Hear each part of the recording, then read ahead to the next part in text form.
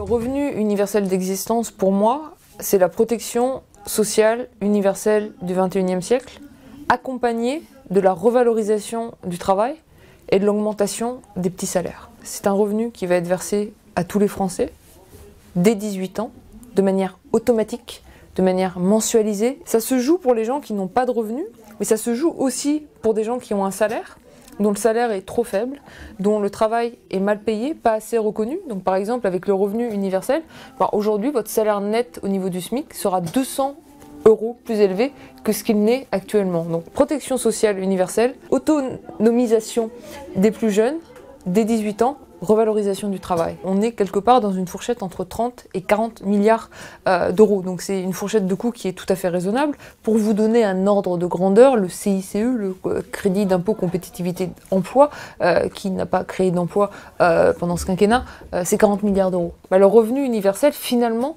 c'est la garantie pour vous, assurée et automatisée par l'État, de ne plus jamais être dans une situation de pauvreté. Les gens qui pensent que ça va conduire vers la paresse ou la farniente, malheureusement, c'est des gens qui sont déconnectés de la réalité. Avec 600 € par mois, on ne peut pas vivre suffisamment bien. Donc, bien sûr que ça ne va pas se substituer au travail. Au contraire, c'est simplement un ballon de sécurité qui est apporté, parce que je pense qu'au XXIe siècle, il ne peut plus y avoir de laisser pour compte dans la société. Tous ceux qui ont le droit vont la toucher, ils n'auront pas à en faire la demande, ils vont la toucher tous les mois, donc ça va augmenter leur salaire net.